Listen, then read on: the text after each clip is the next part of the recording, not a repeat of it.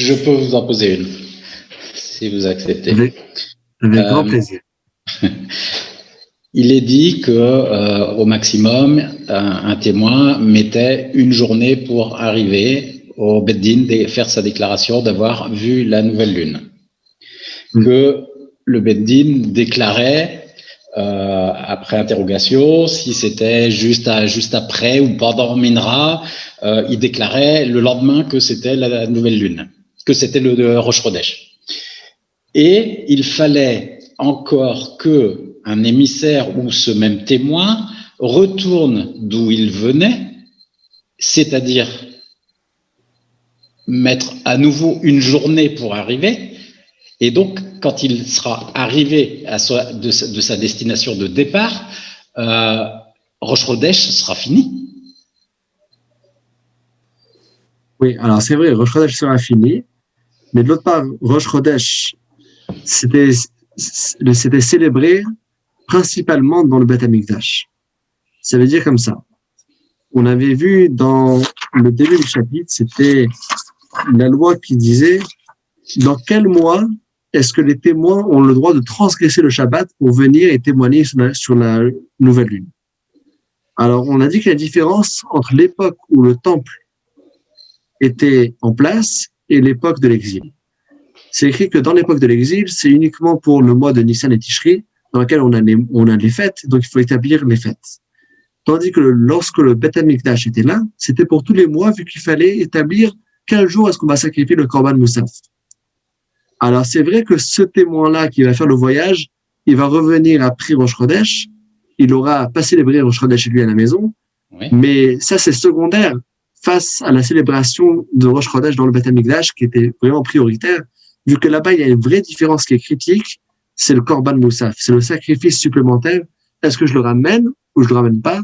Et donc, c'est vrai, il devait renoncer à son confort et célébrer Rosh Chodesh en voyage. Il était très bien accueilli par l'équipe dans le Beth Amikdash, mais de l'autre part, c'était vraiment important ce qu'il faisait pour tout le peuple juif. Grâce à lui, on savait quand est-ce qu'on pouvait vraiment célébrer le Rosh Chodesh. Très bien, c'est bien. Merci beaucoup pour la question. Je profite de saluer Stéphane, mon ami Stéphane Gano. J'ai vu qu'il était en ligne et ça fait très longtemps que je ne l'ai pas eu. Oui, Rabbi, moi j'ai une question aussi, pareil. Pourquoi le Beth Din ne nomme pas des émissaires dans chaque ville qui sont chargés de transmettre? Donc à ce moment-là, il n'y a pas besoin de témoignage puisque ce sera des fonctionnaires du Beth Din. Ou alors, pourquoi on ne décide pas de voir la lune au-dessus de Jérusalem? Quand la lune apparaît au-dessus de Jérusalem, à ce moment-là, le Beth Din décide. Alors, c'est deux questions. Alors, tu poses de très très bonnes questions, parce que il y a une partie qu'on a un peu discutée dans ce chapitre, d'autres parties qui sont développées dans le Talmud, dans ce sujet. Alors déjà, pour commencer par la fin, le scénario que vous décrivez est très possible, et c'est un scénario qui est discuté dans la halakha. Imaginons-nous que le grand Beth Din se trouve à Yerushalayim, et ils sont là dehors en train de discuter sur la terrasse. Et les juges rabbiniques qui voient le ciel, ils voient la nouvelle lune. Voilà. Ouais. Est-ce qu'ils ont besoin d'avoir des témoins qui viennent devant eux pour témoigner? Alors, dans ce cas-là, ils peuvent eux-mêmes être les témoins et ensuite eux-mêmes sanctifier et dire les trois mots Mekoudash, Mekoudash, Mekoudash, que c'est un jour sanctifié. Et donc oui, c'est une possibilité. Si le Beth Din lui-même a vu, alors ils pourraient eux-mêmes faire le travail. Mais on a vu dans ce chapitre que même si on voit une lune qui est bien grande et belle et que le ciel il est totalement dégagé, il faut quand même transgresser le Shabbat, il faut quand même faire le voyage et pas se dire, bon, la lune elle est tellement claire, c'est sûr que tout le monde le voit. Parce que si on va dire ça, finalement on va jamais s'en sortir. Vous savez, quand il y a 11 juifs pour le minyan, finalement des fois il n'y a plus de minyan. La halakha dit non, tu as vu, tu as une mitzvah d'aller. Maintenant, c'est une halakha qu'on pourra faire avec une parallèle à beaucoup de choses. Et bon, je peux partager avec vous une petite histoire personnelle. C'était une fois, ça fait plusieurs années, C'était avant ma bar mitzvah même. Mon père, le Rav, m'avait envoyé pour une mission, pour ramener quelque chose, pour rendre service à quelqu'un. Et c'était un vendredi. Je me rappelle comme hier, c'était 1 heure avant Shabbat, il fallait vraiment courir, aller prendre le bus et un autre bus, il fallait aller. Et finalement, je suis arrivé de retour vraiment juste avant Shabbat et j'ai couru comme un fou.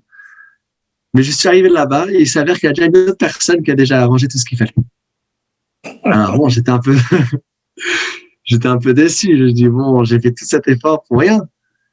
Alors bon, j'ai fait la remarque à mon père et mon père m'a dit mais pourquoi est-ce que tu oublies la halakha du Rambam? Alors il m'a pas ramené la halakha qu'on a prise ce soir, malgré que c'est la même idée dans le fond, mais il m'a ramené une autre halakha qui est similaire et justement je fais la parallèle. C'est la halakha de Shabbat qui dit qu'on a le droit de transgresser Shabbat pour sauver la vie d'une personne. Et la halakha là-bas discute, s'il y avait une personne qui était en danger de vie, il fallait avoir une personne qui cherche pour lui quelque chose, qui aille pour chercher je sais pas, le bandage pour aller maintenant bloquer l'hémorragie.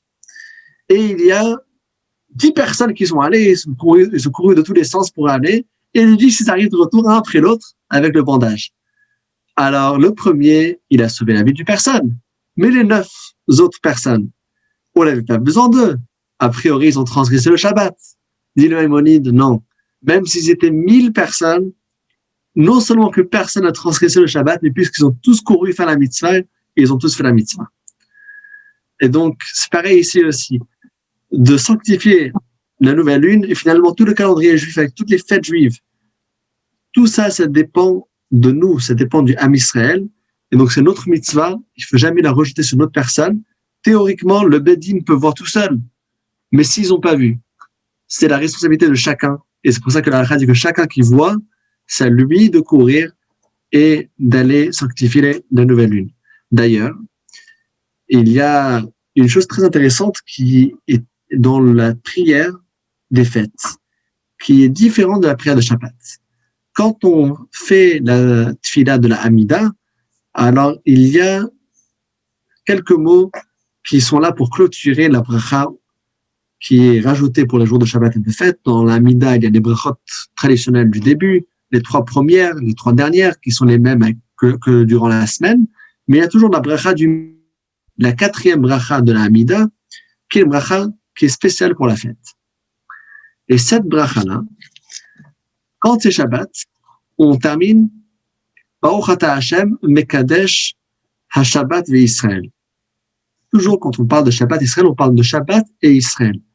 Tandis que lorsqu'on est pendant les fêtes, on va inverser l'ordre et on va dire mekadesh Israël vers Zmanim. Israël et les temps qui fait référence aux fêtes. Si c'est Shabbat et les fêtes ensemble, qu'est-ce qu'on va réciter? On va réciter Baruch ata Hashem, qui sanctifie Mekadesh ha-Shabbat ve Israël vers Zmanim. Alors, tout le monde se pose la question, mais pourquoi? Pourquoi le Shabbat vient avant Israël et les Zmanim, les fêtes, viennent après Israël? Quelle est la logique de cet ordre? Et c'est parce que c'est écrit dans la halakha, parce que le Shabbat, il est là indépendamment des Juifs. Shabbat était fixé par Hachem lui-même. Hachem lui-même a fait un cycle de 6 jours, je travaille, le 7e jour, je me repose. Donc, Shabbat est là, et les Juifs se reposent durant le Shabbat qui était déjà fixé par Dieu. C'est pour ça que l'ordre est Shabbat vers Israël. Mais quand on parle des fêtes, les fêtes, ils sont fixés par les Juifs. Les Juifs, c'est eux qui doivent sanctifier la nouvelle lune pour fixer quand sera le premier jour du mois. Et tout le mois, il tourne autour de cette fixation qui était faite par les Juifs. Et donc, la fête, les Moadim, ils dépendent d'Israël. Et c'est pour ça que l'ordre est Israël vers Zmanim.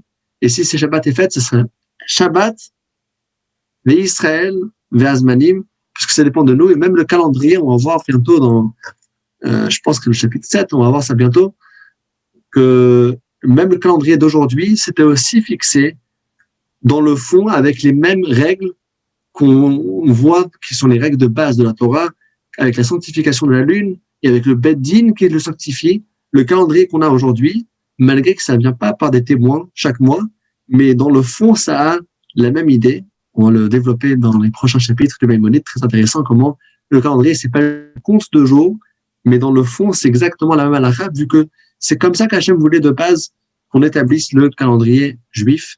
Et lorsque le Mashiach va revenir, on va revenir au système qu'on étudie dans ces chapitres-là.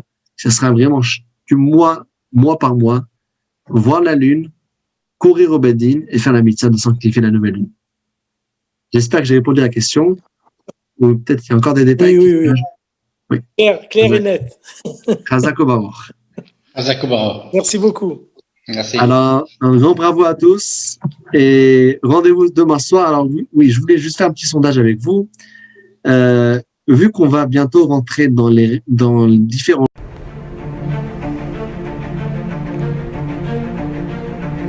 Et si connaître toute la Torah était possible, plongez-vous dans les joyaux de la Torah. Étude du Rambam, le Maïmonide, cours de qualité par des rabbins francophones aux 4 coins du globe.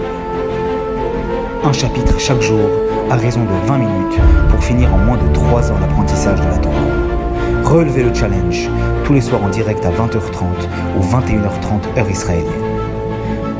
Nos cours sont accessibles à tout moment, YouTube, Facebook et sur notre site torah24.com.